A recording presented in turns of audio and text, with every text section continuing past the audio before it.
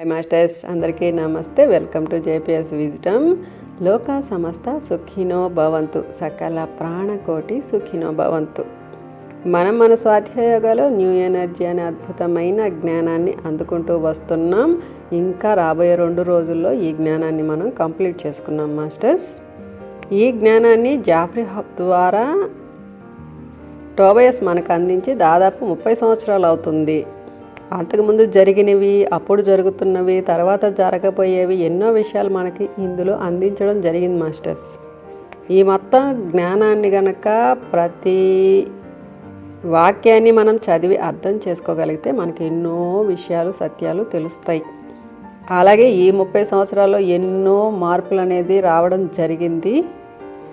ఇప్పుడు మనం ఒక అద్భుతమైన స్థితిలో ఉన్నాం మాస్టర్స్. అయితే ఈ అద్భుతం అనేది సామాన్య ప్రజలకు కానీ ఈ భౌతికమైన కళతో చూస్తే మనకు కనపడవు.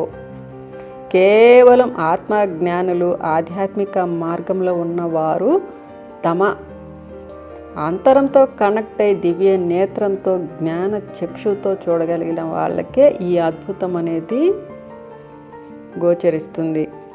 మనకు ప్రతి 26,000 సంవత్సరాలకు మన భగవంతుడైనటువంటి కేంద్ర మహాసూర్యుడి నుంచి ఒక మెసేజ్ అనేది వస్తుంది. మనకి గత సంవత్సరం 2024 ఏప్రిల్లో ఈ మెసేజ్ అనేది రావడం జరిగింది. అది నేను విజన్లో కూడా దర్శించుకున్నాను. ఆ తర్వాత పత్రి సారు, పద్మ మేడంకి ఒక మెసేజ్ ఇచ్చారు, 40 డేస్ మెడిటేషన్ పెట్టమని. అయితే ఈ విషయం నాకు తెలియదు, ఎందుకంటే నేను ఏ గ్రూప్స్లో లేను కాబట్టి.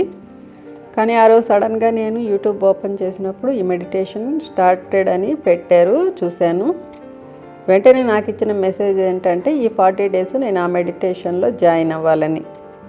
అంతకుముందు విజన్లో నాకు పత్రి సారు ఒక విషయమై ఒక ఆపరేషన్కి ఒక టీంని సెలెక్ట్ చేస్తున్నారని నన్ను కూడా అందులో సెలెక్ట్ చేశారు ఆస్ట్రల్గా. అంతకుముందు నాకు ఒక శంబలా నుంచి ఒక కీ కూడా వచ్చింది, యు ఆర్ సెలెక్టెడ్ అని, అసెన్షన్కి. ఆ తర్వాత ఈ 40 డేస్లో నేను జాయిన్ అవ్వటం, నాకు ఎన్నో విజన్స్, ఎన్నో మెసేజెస్ రావటం. ఆ తర్వాత నాకు ఈ ప్లాట్ఫామ్ని ఇచ్చారు, నువ్వేం చెప్పాలనుకుంటున్నావు, ఏం చెప్పదలుచుకుంటున్నావో నీలో ఉన్న జ్ఞానాన్ని బయటకు తీయమని. అలా మనం ఈ ఛానల్ ఓపెన్ చేసుకున్నాము. అయితే ఫిజికల్గా నాకెవరు గైడెన్స్ లేరు కాబట్టి కేవలం ఆస్ట్రల్ కానీ, నాకు పత్రి సార్ కానీ, వారాహి అమ్మ కానీ, ఇలా మాస్టర్స్ కానీ నాకు గైడెన్స్ ఇస్తున్నారు కాబట్టి ఇప్పుడు నా ప్రజ్ఞాత్మ కూడా నాతో కలిసి వర్క్ చేస్తుంది. కాబట్టి నేను ఈ విధంగా నాకు తెలిసినంత వరకు, నేను చేయగలిగినంత వరకు చేస్తున్నాను. అయితే ఇంకా నా ప్రయాణం అనేది మొదలవ్వలేదు మాస్టర్స్. జస్ట్ ఇది ట్రయల్స్ మాత్రమే, అంటే కేవలం ట్రైనింగ్ పీరియడ్లో మాత్రమే ఉన్నాను. ఇప్పుడిప్పుడే కొన్ని నేర్చుకుంటూ ఉన్నాను. మాస్టర్స్ నాకు ఆస్ట్రల్గా ఎన్నో మెసేజెస్ ఇస్తున్నారు, ఎంతో ట్రైనింగ్ ఇస్తున్నారు. నేను ఎక్కువ భాగం నా అనుభవ జ్ఞానాన్ని ఇక్కడ అందించాలని నేను నిర్ణయించుకున్నాను. కాబట్టి నేను నా ప్రజ్ఞాత్మకు, నా స్పిరిట్కే పూర్తి బాధ్యతను అందించి వారి యొక్క మార్గదర్శకత్వంలోనే నేను ముందుకు వెళ్తున్నాను మాస్టర్స్. నా సొంత నిర్ణయం అనేది ఏమీ లేదు.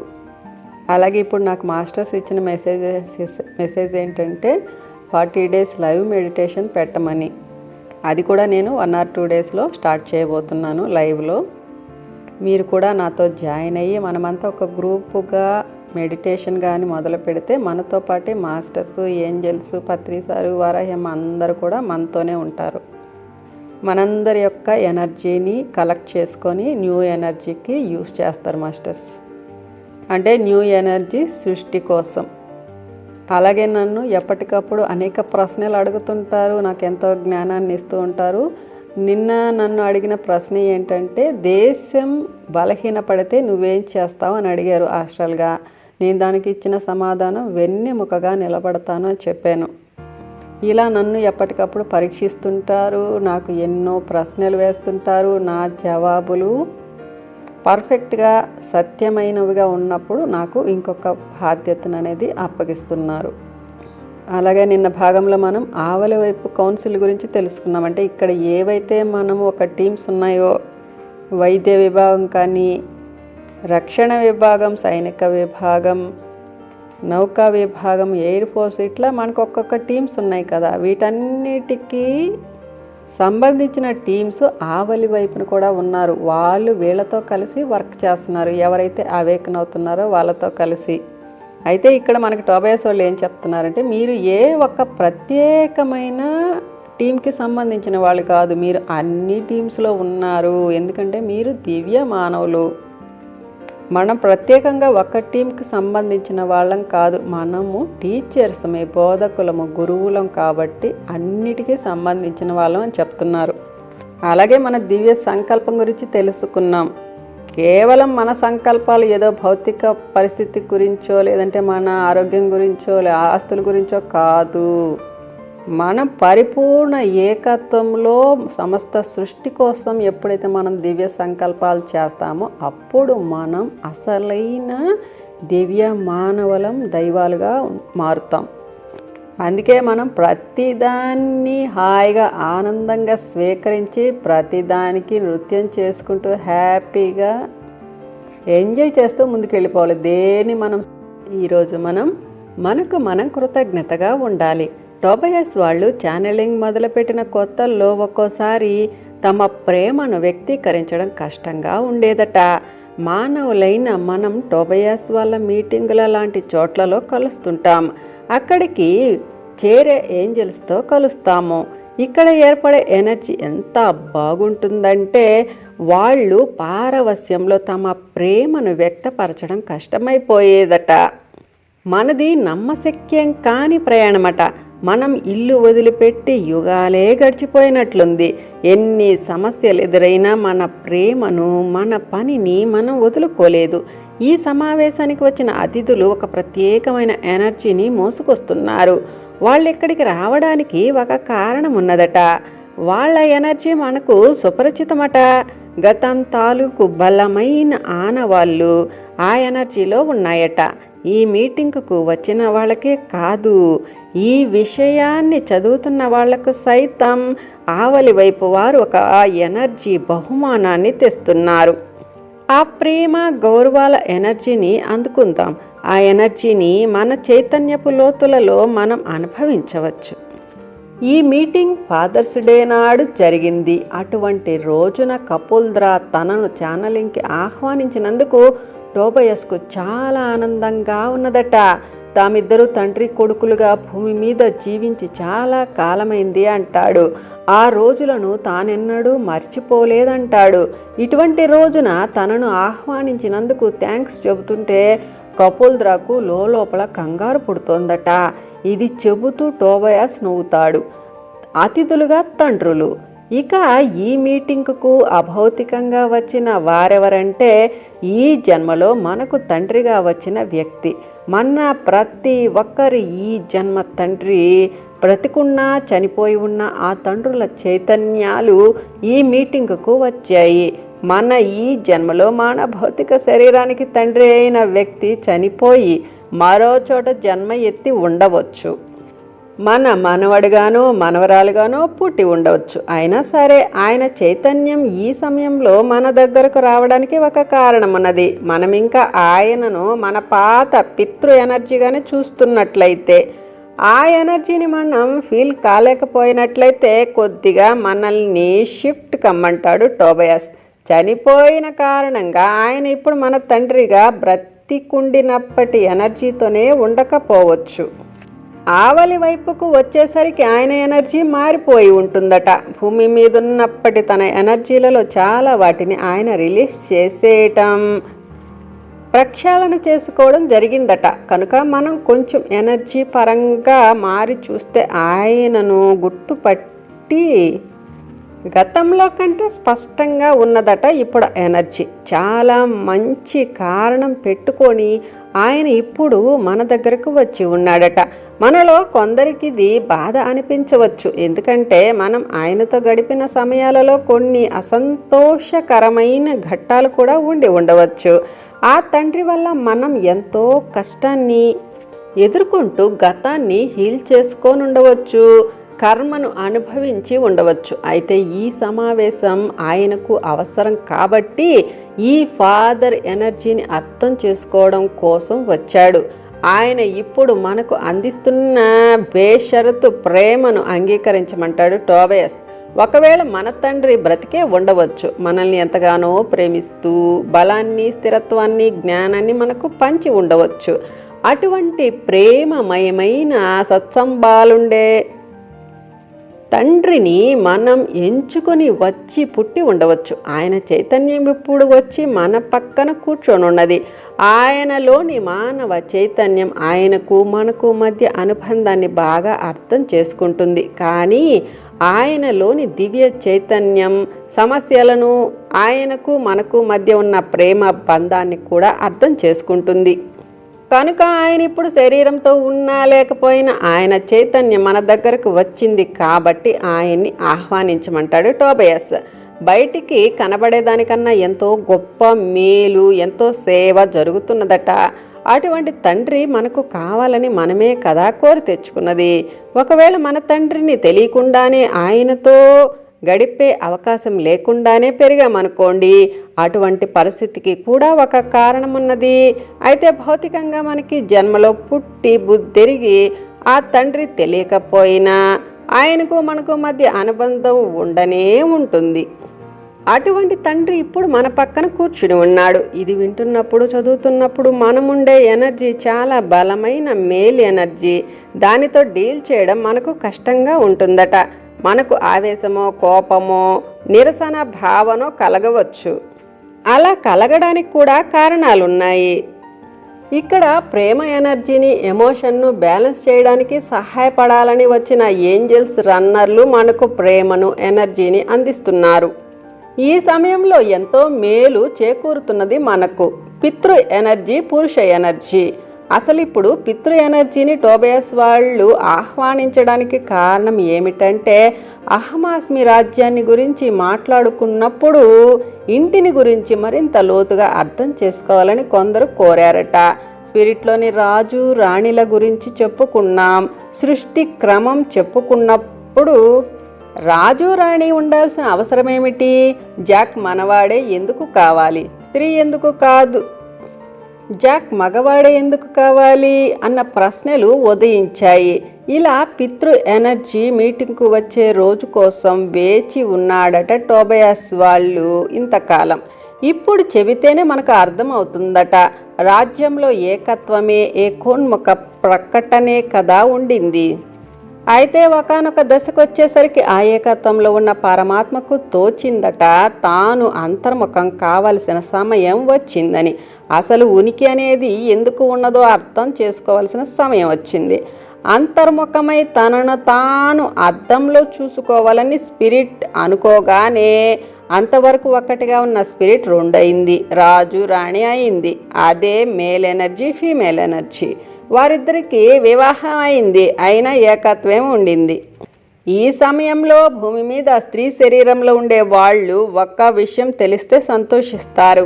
అహమాస్మి రాజ్యంలో సింహాసనం మీద ప్రధానంగా ఉన్నది ఫీమేల్ ఎనర్జీ. స్త్రీ పురుష ఎనర్జీల బ్యాలెన్స్ కాదు. స్పిరిట్ పరమాత్మ స్త్రీ ఎనర్జీ వైపుకు ఎక్కువగా మొగ్గి ఉన్నారు. ఈ స్త్రీ పురుష పదాలను మనకు తేలికగా అర్థం కావడం కోసం మాత్రమే ఉపయోగిస్తున్నాడు టోబియాస్. ఈ స్త్రీ పదానికి కొన్ని లక్షణాలు, పురుష పదానికి కొన్ని లక్షణాలు ఉన్నాయి. ఈ లక్షణాలు ఇక్కడ ముఖ్యం. స్త్రీ ఎనర్జీ జన్మిస్తుంది, ఇది సృజనాత్మకత ఉన్న ఎనర్జీ. స్త్రీ ఎనర్జీ జన్మనిస్తుంది, ఈ ఎనర్జీ ప్రేమతో, పోషకత్వంతో నిండి ఉంటుంది. అహమాస్మి రాజ్యం ప్రధానంగా పెరుగుతోంది, సృజనాత్మకత ఉన్నది, జన్మనివ్వడం అనేది ఉన్నది. అందువల్లనే ఇంట్లో ఇప్పుడున్న ఎనర్జీ ప్రధానంగా స్త్రీ ఎనర్జీ. మన సమాజంలో మనం పరమాత్మను, స్పిరిట్ను పురుషుడుగా చెప్తాము, కానీ దానిని మాతృ ఎనర్జీ అనాలి. హీలింగ్ జరగాల్సిన సమయం ఇది, చూడాల్సిన, మారాల్సిన సమయం. అందుకే దీని గురించి మాట్లాడుతున్నారు టోబియాస్ వాళ్ళు.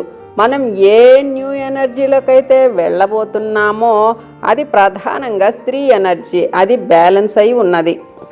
జాక్ది పురుష ఎనర్జీ అని చెప్పుకున్నాము. అయితే ఈ పురుష ఎనర్జీ మన భౌతిక శరీరంలో ఉన్న పురుషత్వమేనా? కాదు. మనకు అర్థం కావడం కోసం, మనం ఇతరులకు చెప్పడం కోసం స్త్రీ పురుష పదాలను ఉపయోగిస్తున్నాడు టోబియాస్. ప్రయాణం, అన్వేషణ, పురుష ఎనర్జీ లక్షణాలు. తమ తరఫున జాక్ ఆ పనులు చేస్తాడని అతనికి జన్మనిచ్చిన రాజు రాణులకు తెలుసు. ఇది వాళ్ళ ప్రేమ ప్లాన్లో ఒక భాగం.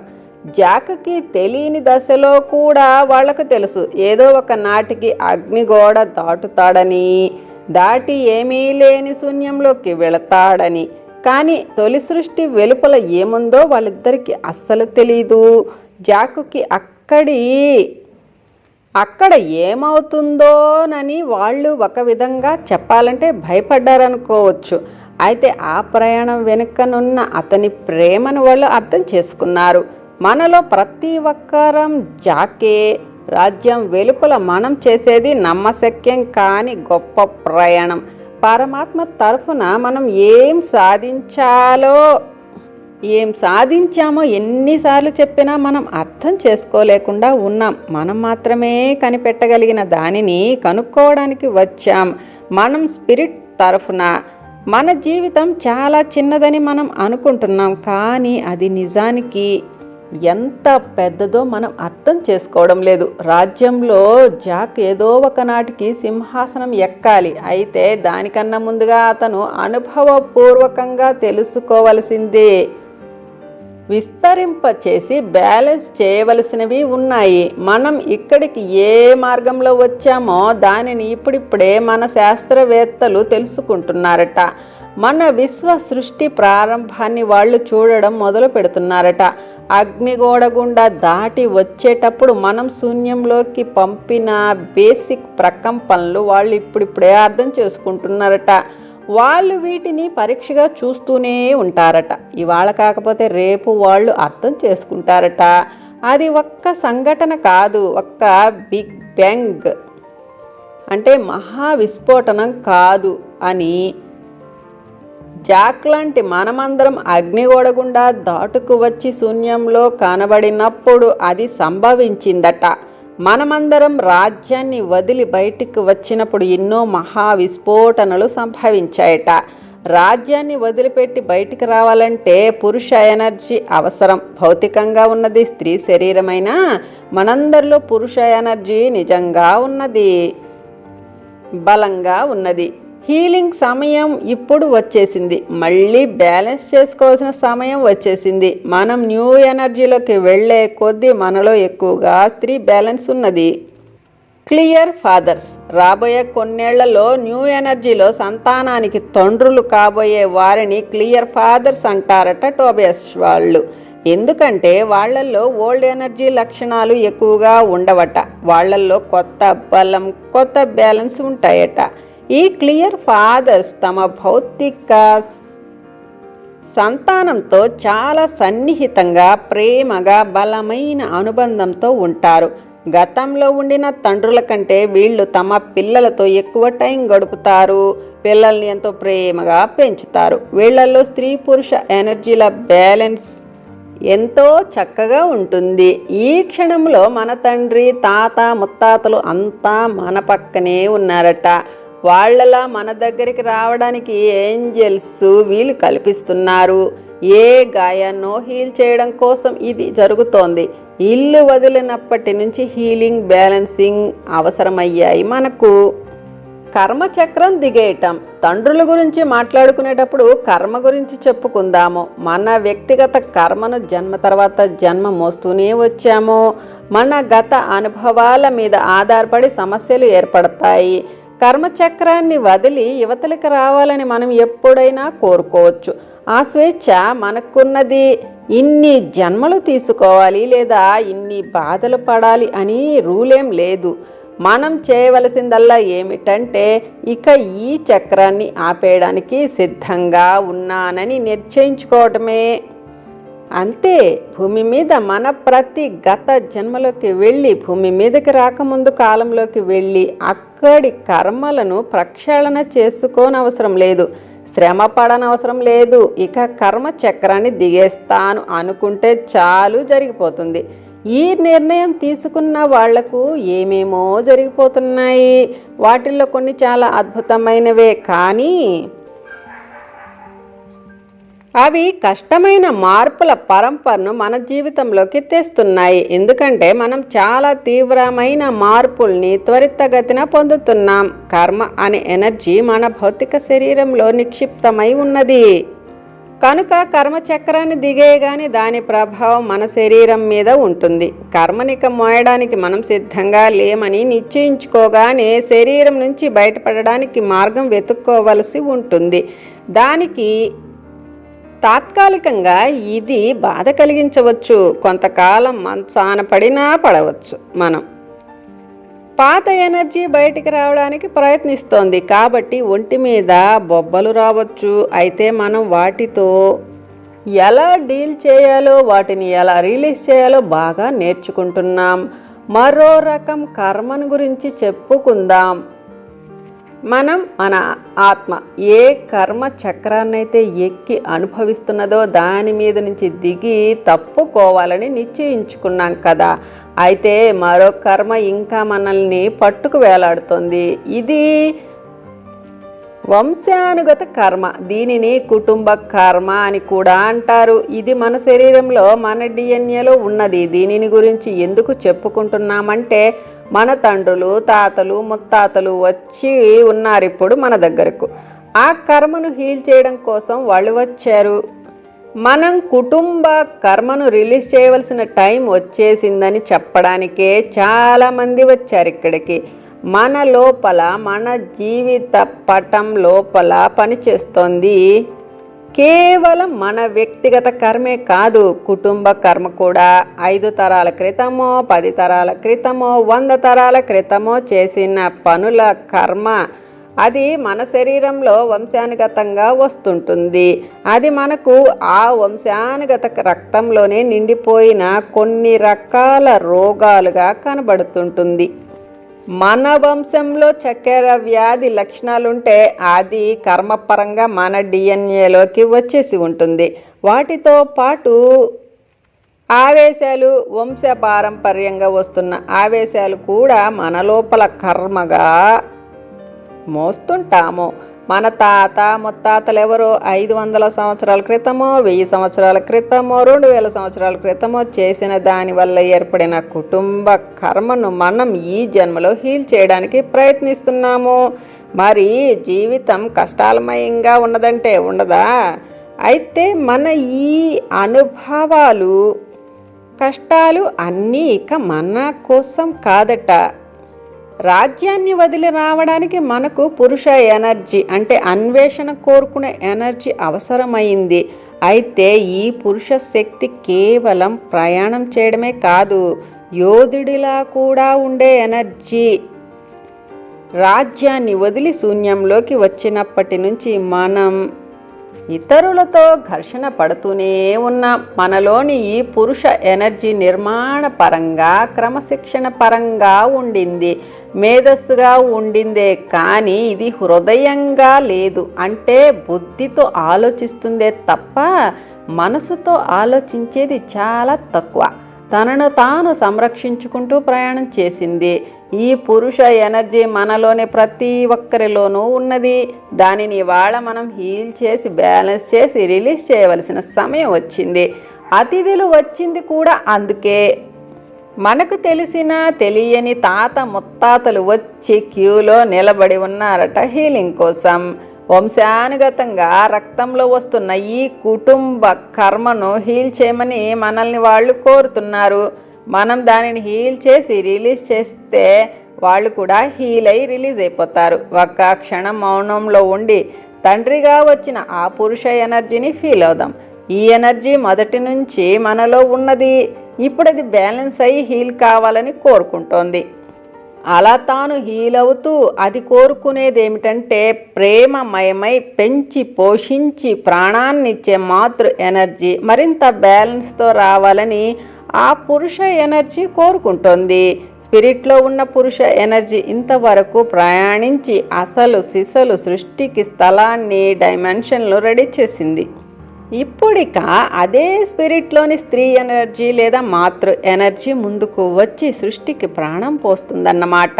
దీనిని హీల్ చేసి రిలీజ్ చేయడానికి సమయం వచ్చిందని మనం అనుకుంటే మనలోని పురుష ఎనర్జీనే కాదు, మన పూర్వీకుల ఎనర్జీని కూడా ఇప్పుడే రిలీజ్ చేయమంటాడు టోబియాస్.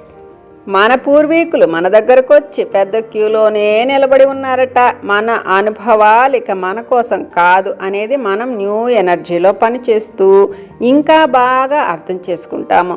మన గతాన్ని హీల్ చేసేసాం. ఇతరుల గతాలను మనం ఇప్పుడు హీల్ చేస్తున్నాం.